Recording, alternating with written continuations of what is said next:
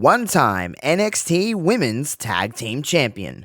Ranked number 18 of the top 50 female wrestlers in the PWI Female 50 in 2016.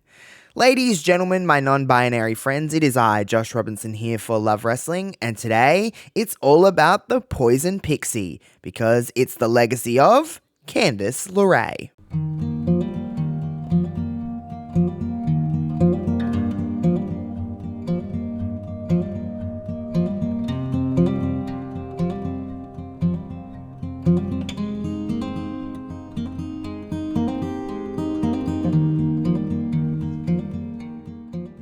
It's hard to believe that Candice LeRae has been wrestling since 2002.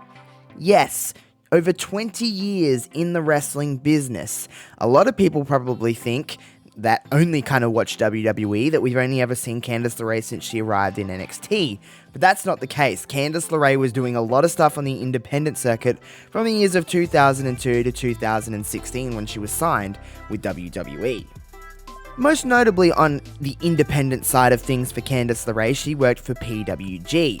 Now, while in PWG and on the independent circuit in general, Candice LeRae was gaining traction because she was working with a lot of men. She was working in the kind of outside of what was kind of the standard usual stuff for women in professional wrestling. She was working with the likes of like an Eddie Kingston, a Claudio Castagnoli, a Chris Hero.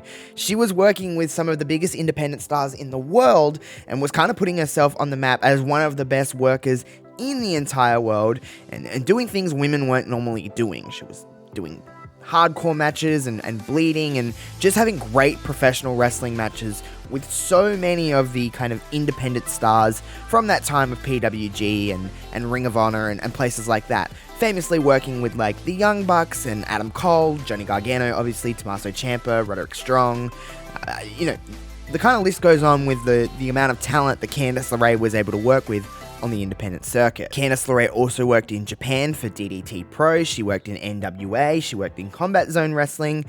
She was doing a lot of different stuff, kind of, again, in the independent circuit, making a name for herself. She was also able to appear in TNA in her time. She was able to do all different kinds of stuff in Shimmer and just, again, just showing the world that women can do so much more in the wrestling business than what we were seeing on the main side of things with WWE and even TNA to a certain degree. In 2017, Candice LeRae made her WWE in-ring debut, participating in a number one contenders battle royal for then NXT champion Asuka's Women's Championship. Of course, she was unsuccessful, and then she kind of, I guess in a way, I'm not sure, I won't speak for WWE, but maybe they always kind of were aware of who Candice LeRae maybe was, just because she gained so much traction on the independent circuit. And of course, NXT was in a time where it was hot. It was doing everything it could to be an alternative to the main roster while still developing the stars we see, a lot of the stars that we see on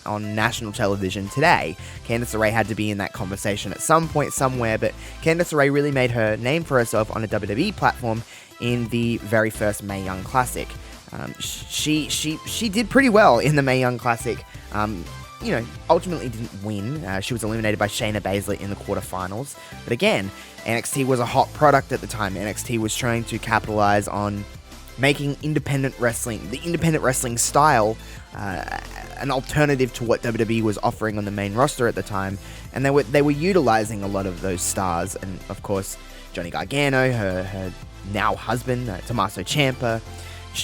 Lots of different stuff. She was officially signed by WWE on January 16th, 2018, and she was kind of pushed into the program right away with her husband, Johnny Gargano, and when he was feuding with Andrade and Zelina Vega.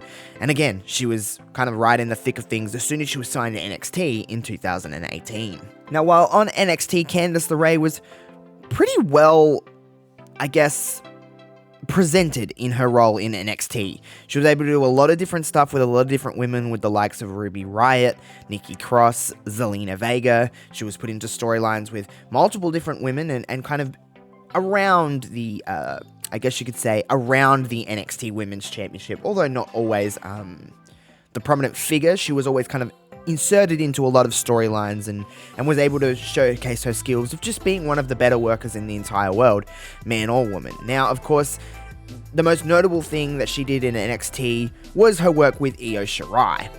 Of course, Io Shirai was feuding for the NXT Women's Championship with Shayna Baszler, and LeRae was her friend. LeRae was aligned in that kind of role. Of course, that all, as friends go in wrestling, it all kind of comes to a crashing halt at some point. And ultimately, Io Sky, or then Io Shirai, would turn on her, and it would lead to some of the best matches that we could say in NXT's time. Looking back on it, is that there was some of the most killer matches between those two ladies in that time in NXT, Candice LeRae and Io Sky. In her time in NXT, of course, she was able to participate in the first ever women's War Games match in 2019 at NXT TakeOver War Games. It was pretty cool because I guess in a sense they were down numbers, and LeRae and Ripley for their team were able to secure the win in the first ever women's War Games match. You can only be one first ever, whether it was, some people call it the best War Games match in WWE's history, some won't, some will argue that. That's completely up to you, but you can only ever be in the first one once, and she was in the first one, was able to win, and kind of cement her legacy in NXT. Candice LeRae would again always kind of be associated with Johnny Gargano, and of course The Way was brought to us in 2020. Now The Way was a very interesting group. Of course, Johnny Gargano, who had recently turned heel, along with Candice LeRae, Austin Theory, and Indy Hartwell, along with Dexter Lumis as well. It was a very interesting, it was a fun time, I guess, in NXT, especially in the world that we were in with the pandemic and everything like that. They were able to do some really funny stuff while also just being good heels, and I don't think a lot of people probably seen it in Johnny Gargano and Candice LeRae to be heels, just considering they were just great baby faces. They're very similar characters. I think that's done by design, and I think they do it very well. They're always going to kind of be associated with one another at some point. In the May 4th episode of NXT, Candice LeRae and Indy Hartwell defeated Ember Moon and Shotzi Blackheart in a street fight to win the NXT Women's Tag Team Championships. Now, thus far in Candice LeRae's career in WWE, that is her one and only championship reign. It's pretty wild to say, considering Candice LeRae has been around for a hot minute now in WWE and has been associated in a lot of title matches in her time in NXT especially.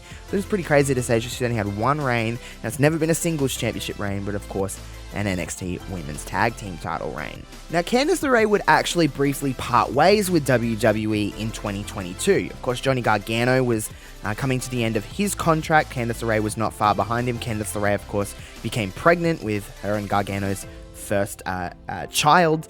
So it was interesting.